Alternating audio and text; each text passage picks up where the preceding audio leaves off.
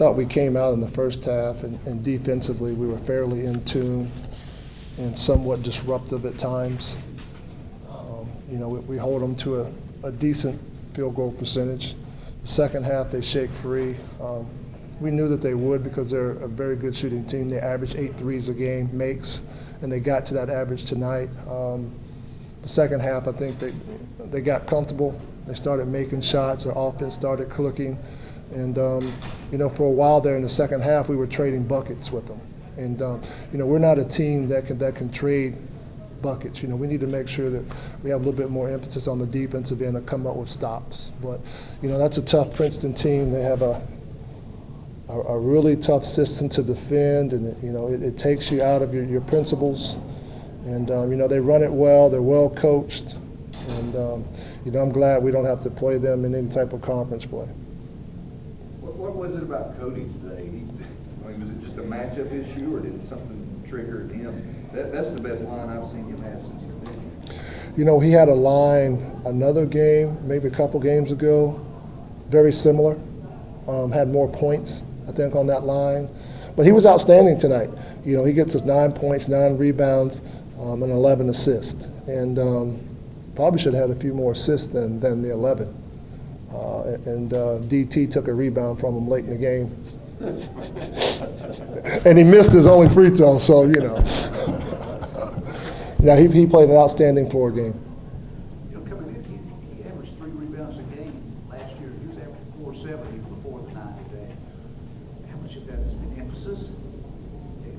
Well, we want everyone to, we when a shot goes up, for us, our rule of thumb is we want to give up 1 contested shot, and then all 5 guys hit, box out, and go get the rebound. That's our mindset. And, to me, Cody and Madison can be 2 of the better rebounding guards in our league because they're so athletic. And most of the time, when a shot goes up, the 1 and the 2 for the other team is getting back.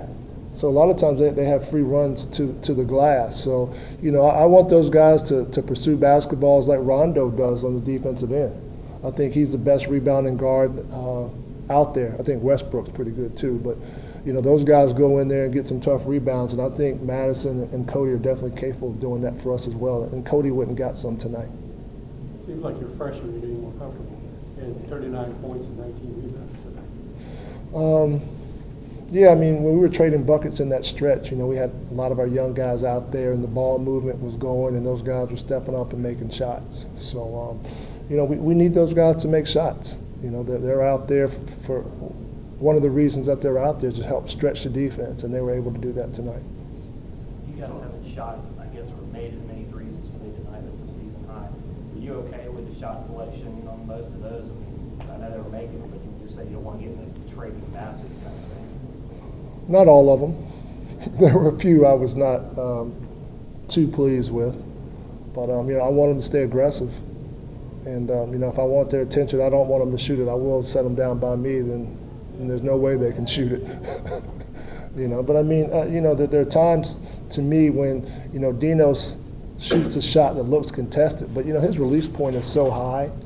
Their staff did a great job of scouting our team, but every time Dino's caught the ball, they were like, close out with high hands, because if you close out to him with a normal closeout, he shoots it from up here.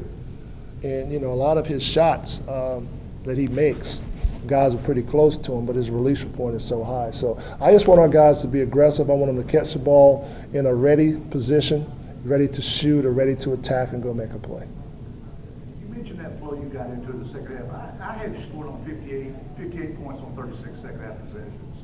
Your offense was moving. How much is that people learning your offense from you had to install and start to get comfortable with it? Dan, I think you can attribute a little bit of that to it, but tonight was just a night where we made some shots. The three-point ball was good for us, and that opened up some driving lanes, and we were able to get out in transition. But, to me, we can't hang our hat on making 10 threes a game, but we can hang our hat on second chance points and fast break points, and that's something where I thought we did very well today. It's good getting Mitchell back because he had another good game for you. It's great to have Mitch back. Mitch is someone, we know he's a a very capable shooter. But just his presence out there for a freshman, you know, he has a calming influence on the team. He does a good job of taking care of the ball and not necessarily getting assists, but he doesn't turn the ball over. And, you know, a pretty good guy out there directing people as well. Finished out with the 3 non-conference wins. Do you think this slate has prepared you for what's to come? I hope so. I hope so. You know, we know our league is super competitive, and we're looking forward to the challenge.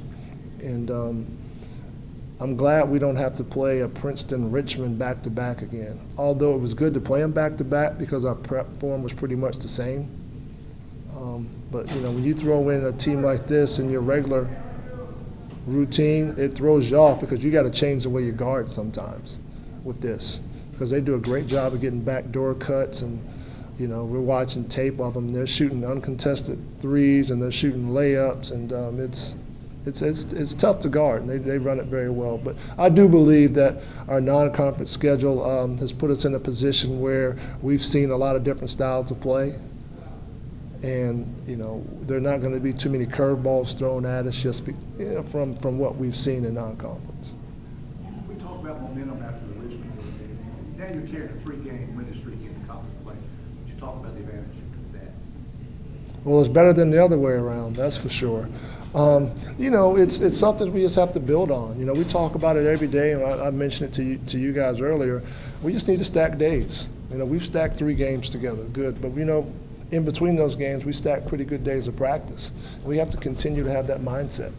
And, you know, our mindset definitely has to be one where we're a stingy team on the defensive end, we're disruptive on the defensive end, and we play to our principles.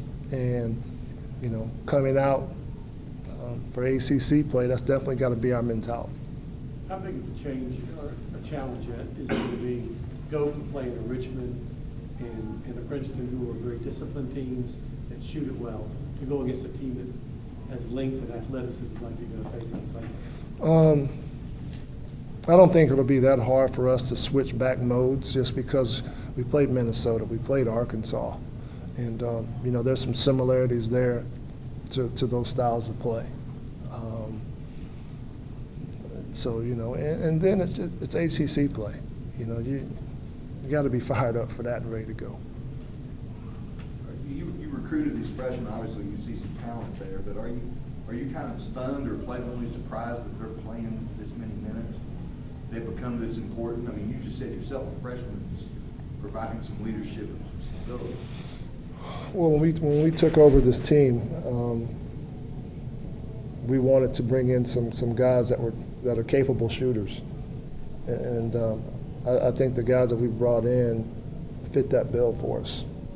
They give us a chance to spread the floor out, and you know, tonight you look at their stat lines.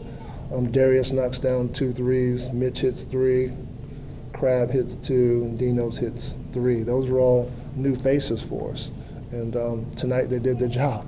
You know, they made shots and they stretched the floor out and created some driving lanes for our guys, and opened up some areas for DT down low.